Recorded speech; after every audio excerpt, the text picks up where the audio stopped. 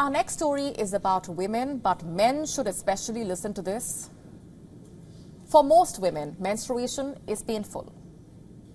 And if listening to your sister, your mother, your partner, your colleague or your friend talk about it is not proof enough, there are studies and research papers proving this.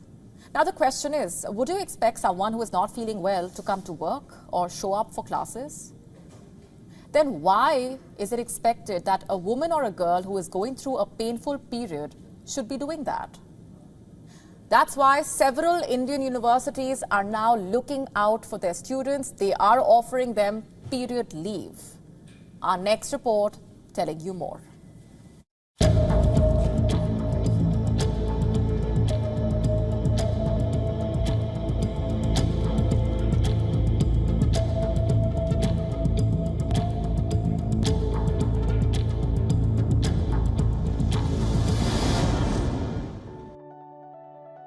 Let's talk about menstruation. More importantly, about the pain related to it. Do you know what happens when a woman is on her period? There's a thick lining of tissue in the uterus that breaks down. She loses blood, up to 80 millimeters of it. She experiences pain in her abdomen, in her lower back, in her thighs. It could also trigger nausea or vomiting. It's a valid medical condition. There's even a term for it. Dysmenorrhea. Search for it on Google. Yes, not all women have it that bad, but many do. In fact, 15 studies over a decade have found that up to 90% menstruating females experience pain. My point is, when someone is in pain, would you expect them to study, to work, to show up to classes or to office? For the longest time, everyone has expected the same productivity, the same initiative.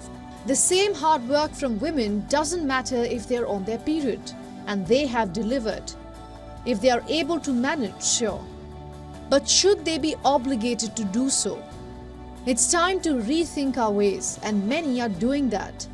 Period leave is a legitimate thing at some workplaces.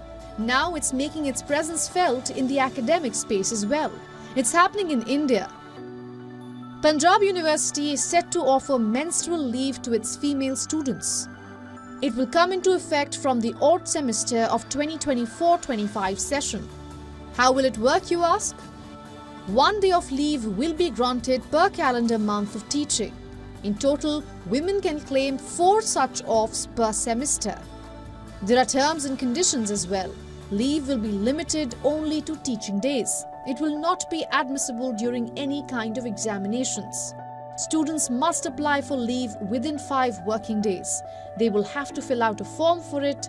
Once the chairperson or the director of the department approves, the number of lectures delivered on that particular day will be added to the students' attendance. The policy at National Law Institute University, Bhopal extends to gender non-conforming students who menstruate. So the students don't necessarily need to identify as females. They can avail leave for a maximum of 6 classes per subject per semester, but only 2 of them within 5 days.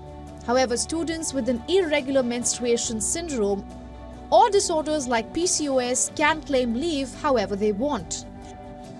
At Maharashtra National Law University, Aurangabad, students can avail 1 menstrual leave per month. Before this, Dharmshastra National Law University, Jabalpur and National Law University and Judicial Academy, Assam had also introduced menstrual leave policies for their students. Last year, the Kerala government also decided to grant menstrual leave for students of all state universities falling under the Department of Higher Education. You see, there is an increased awareness around menstruation, but it's just the beginning. As of now, very few workplaces offer paid period leave. We still have managers and executives doubting the legitimacy of period pain. We still have politicians making a case against menstrual leave in the name of equal opportunities. There's a long way to go. All we have to say is no uterus, no opinion. Bureau Report, WION World is One. To stay up to speed with the latest news, download the WION app and subscribe to our YouTube channel.